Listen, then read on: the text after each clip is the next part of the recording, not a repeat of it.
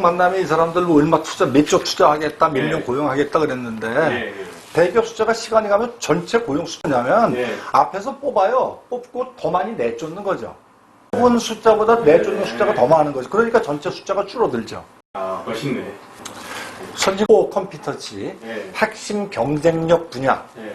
이게 매출이 늘어나면 네. 핵심 경쟁력 분야도 같이 늘어납니다. 음. 그러면 고용 인력이 늘어야 돼요. 네. 근데 우리나라는 까꾸로 갑니다. 거꾸로. 이게 IMF 이전 이후를 비교해 보면 네. 고용 인력 수가 줄었어요. 절대 고용 인력 수가. 네. 삼성전자 같은 데는 글로벌 고용 숫자는 엄청나게 늘어났습니다. 네. 국내 고용은 줄어들었어요. 이유가 이제 인건비가 싼 데에서는 많이 하고. 국내에서는 네. 아웃소싱 대상이 아닌 업무까지도 아웃소싱으로 떨어져내고 네. 그 사람들의 대가리만 바뀌는 거예요. 그러니까 그렇죠. 노가다 네. 십장한테 네. 어떤 특혜를 주는 거죠. 그러니까 이제 그만둔 사람이나 삼성이나 뭐 대기업들 뭐 LG랑 이런 데서 이제 그만두신 분들의 임원이나 이런 사람들한테 회사를 바꿔버리네? 뭐 그런 네. 식도 있겠고, 뭐 요 MRO가 이제 아웃소싱에 MRO도 이제 같이 포함이 돼서 얘기가 될 텐데, 이 아웃소싱이라는 근본적인 취지, 용어에 대한 취지를 좀 되새겼으면 좋겠어요. 이거는 사람 장사하는 거고, 제가 보기에는 뭐 비자금 만들기 위한 창구가 아닌가라는.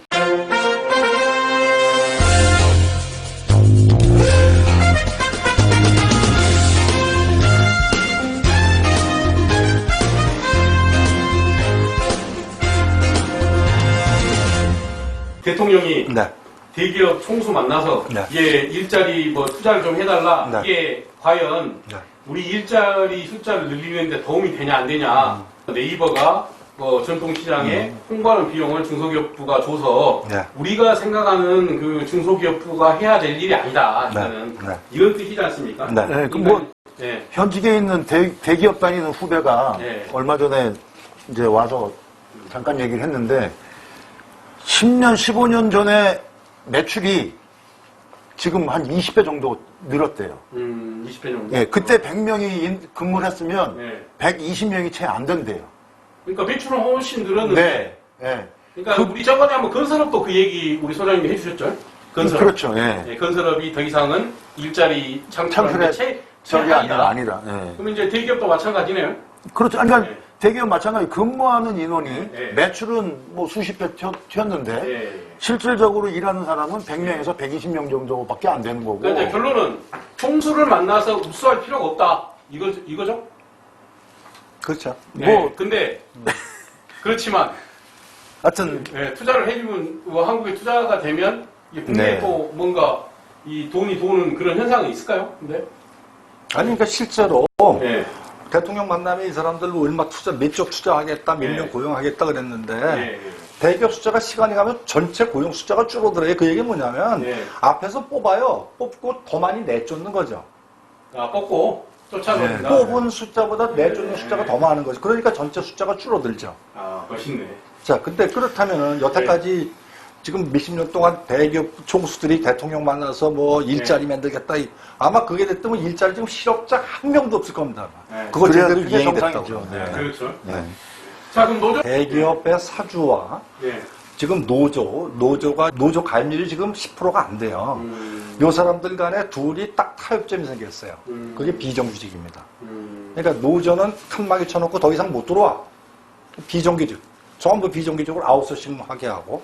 그럼 대기업도 생산은 많이 하고 매출액이 많이 늘면서도 인건비 비중이 안 늘어나니까 좋고. 양자 간의 밀월 관계가 비정규직이 이렇게 양산되고 늘어나는 이런 문제가 그 어떤 그런 밀월 관계 때문에 제도가 잘못 설계돼서 이런 게 생긴 게 아니에요. 이거는 사례가 있습니다. 네. 강제형 일자리 제도에 현대자동차 노조가 반대를 했어요. 네. 노조가 정말로 우리나라 일자리를 걱정을 하고 네. 뭔가 기업의 총수들도 본인들이 상당히 그런 부분에 있어서 정규직으로 뭔가 물건을 생산해서 올바르게 생산해서 수출한다라는 그런 것들이 가정이 된다라고 하면 반대할 게 아니거든요. 강제형 일자리가. 네. 무슨 얘기냐면 지금 소장님 말씀하셨던 대로 거기 내부를 뛰어다다 보면 그러니까 비정규직화 시켜갖고 인건비를 안 늘어나면서 생산하는데 굳이 네. 본인들이 돈을 좀 더 낼 수 있는 강조 일자리가 이제 들여다보니까 집 주고 교육비 주고 그러면서 봉급은 한 3분의 1로 줄이는 그런 내용이더라고요. 네. 근데 그걸 반대했을 때 나 왜 이걸 반대할까? 야, 지금 말씀을 드리니까 이해가 돼요. 집단 이기주의. 네, 집단 이기주의에다가 그런 부분들이 있을 거니까. 네. 자, 그 일자리 문제에 대해서 전반적으로 거시적으로 뭐 비시적으로 네. 좀 그리고 이제 거기에 대기업과의 관계도 지켜보고 네. 뭔가 이제 얘기를 했어요. 네. 근데 이제 지금 이게 너무 급하게 서두르다 보니까 인천국제공항공사가 네. 비정규직이 정규직화 되면서 물론 이 부분의 정책은 맞습니다. 네. 보니까 비정규직이든 정규직이든 네. 제가 보기에는 인국공에 있는 젊은이들한테는 미안한 얘기지만 이런 정책 방향은 맞아요. 일자리가 뭐 공부 좀 잘한다고 해서 좋은 일자리 가져가고 이거는 저는 아니라고 보거든요. 제 개인적인 입장은. 물론 그런 거에 반대하시는 분도 있겠지만 근데 그렇지만은 이게 너무 급격하게 이게 하다 보니까 문제점이 분명히 생길 것 같아요. 네. 그런 문제점들 네. 어떤 부분들을 고쳐야 되는지 그러니까 얘기 좀 해주시면 예측 가능성을 좀 해쳤다는 건 아까 말씀을 드렸고 예. 뭐냐면 이제 그 행안부에서는 공무원 TO를 굉장히 엄격하게 관리를 해왔어요. 지금 뭐 1년, 2년이 아니라 수십 년 동안 그렇게 하는 겁니다. 예. 그 다음에 이제 공기업이나 공공기관에 가면 노조 파워가 워낙 세요. 근데 이거를 기재부나 어느 부서에서 누가 통제를 강하게 하지 않으면 예. 이거 뭐 노조한테 사장이 맥을 못 써요. 그렇죠, 지금. 그러다가 보니까 공기업이나 공공기관에 대해서는 총액 인건비 관리 제도라는 걸 기재부에서 몇십 년 동안 굉장히 억눌러 왔어요. 예. 그러다가 요번에 이제 인국공에서 이렇게 이제 대규모 정규직화 했으면 인건비가 늘어날 수밖에 없습니다. 예. 그러면 이제 총액 인건비 관리 제도가 무너졌어요. 예. 이렇게 현상이 나타난 게 지난번에 저 도로공사 예, 그렇죠. 거기 그런 일이 있었죠. 이번에 임공이 있었죠. 그러면 지금 이런 공공기관이 지금 우리나라에 354개가 있어요. 그러면 대한민국에 2개만 있는 게 아니거든요. 예. 나머지들도 전부 이제 이런 압력에 시달리게 될 겁니다. 예. 그러면 이제 총액 인건비 관리 제도라는 원칙이 그동안 이제 굉장히 억제하고 그런 원칙이 무너진 거예요. 그렇죠. 이렇게 무너진 게 그냥 마냥 무너졌다고 좀 내비쳐 두기는 또 안 됩니다. 빨리 수습을 해가지고 어느 선에선가 총액 인건비가 늘어나는 수준을 어떤 적정선을 잡아갖고 컨트롤을 해야지. 그렇죠. 해야죠. 그렇지 않으면 이게 또 이제 뭐 그냥 쭉 한번 무너졌다고 마냥 가도록 내비쳐서도 또 안 된다는 생각입니다. 그래서 기재 입장에서 상당히 바람직한 입장도 아니겠죠. 아니죠. 그래서 이제 이런 것도 이게 어차피 무너졌으니까 이건 이제 막을 수는 없을 겁니다. 예. 막을 수는 없지만 어느 정도 한계는 돼야 되겠죠. 그 이제 어떤 어디까지가 이거 적정선인지를 놓고 다시 논의를 시작하지 않으면 그러니까 아까 우리가 말씀드렸듯이 네. 그 핵심 일, 네. 본인들이 해야 될 핵심 역량이 아니면 네. 일이 아니면 네. 안 되게끔 용역을 줘야 되겠죠. 이 부분에 대해서 그렇죠. 어디까지 해야 네. 되는지. 네. 그리고 이제 우리가 그렇게는 용역 보고서가 안 나오겠죠. 안 나올까요? 예, 지들이 원하는 대로 용역 보고서를 해달라 하겠지. 그래서 두 분께서는 소상공인에 관련된 입장이니까 정부가 정책으로 펴는 자금은 예.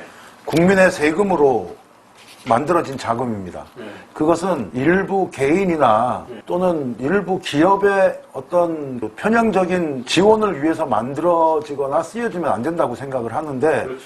그것을 수혜로 받는 소상공인들이나 관련된 소상공인들이 예. 그렇게 느끼면 뭔가 문제가 있는 건 아니냐라는 생각을 하게 되는 거죠. 다만 예.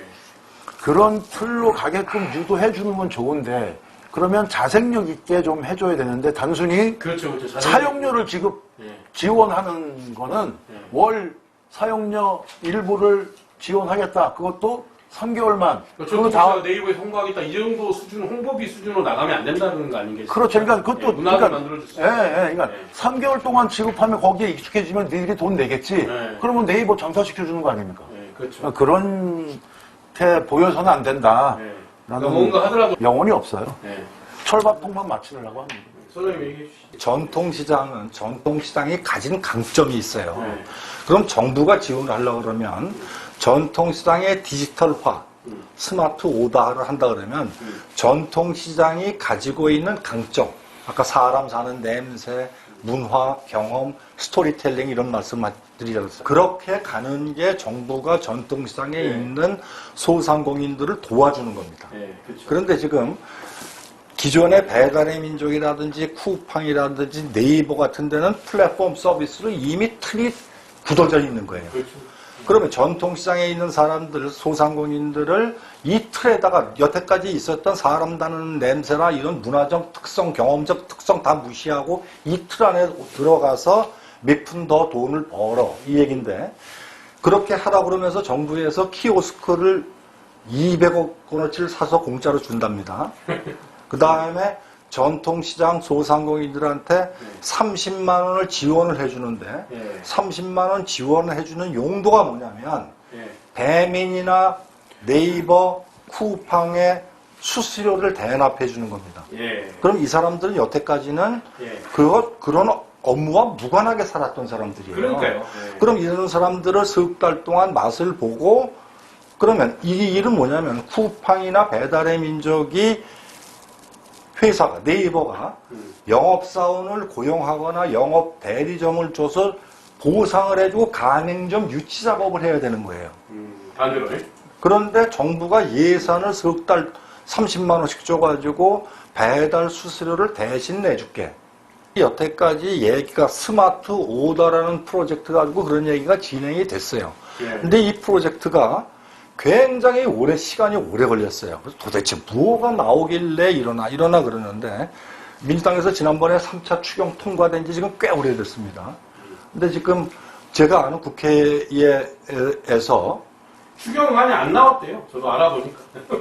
그거를 뭐 제출은 했겠죠. 그런데 그 얘기는 뭐냐면 추경 어떤 예산안이라는 건 추경 심사가 들어가기 전에 의원실에 다 와야 되는 거예요. 그러니까요. 그래 놓고 그거 놓고 자료 요청하고 주고받으면서 문제점을 그게 이제 예산 심사라는 과정이에요. 그렇죠. 근데 이번에는 아무런 그런 작업이 없었어요. 제가 알기로는. 그리고 지금 추경 통과가 된 지가 언젠데 제가 지금 이 말씀을 더 구체적으로 비판을 하고 싶은데 예산안을 아직 못 봤어요. 그 예산안을 지금 저희들이 얘기한 게 여태까지 저희들이 이렇게 신문 기사 나온 거 갖고 파악하는 거는 조금 전에 저희들이 말씀드렸던 이런 내용인데 아마 이거보다 훨씬 더 깊은 플랫폼 서비스 사업자의 매출을 도와주는 그런 게 뭔가 숨어 있을 거라고 저는 추측을 합니다. 요건 다시 한번 제대로 분석을 해갖고 다시 한번 방송을 해야죠. 네.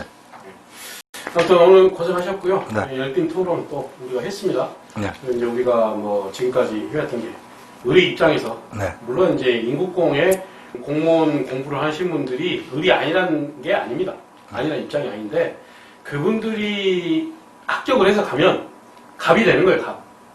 이제 우리가 말하는 그 비정규직들을 그 불리는 이치가 되는 거예요. 이런 것도 하나의 갑질 아닐까 이런 생각이 좀 듭니다. 갑이 됐잖아요. 네. 그 사람이 또 갑질해요. 그러니까요. 하게 될 것 같아. 하게 될 것 같다. 이런 100%입니다. 100%. 네. 방송은 저희들이 항상 생각하는 거는 우리 입장에서 저희들은 항상 방송을 하니까 누구 편을 드는 게 아니고 그런 생각입니다. 네, 오늘 감사합니다. 네, 수고하셨습니다.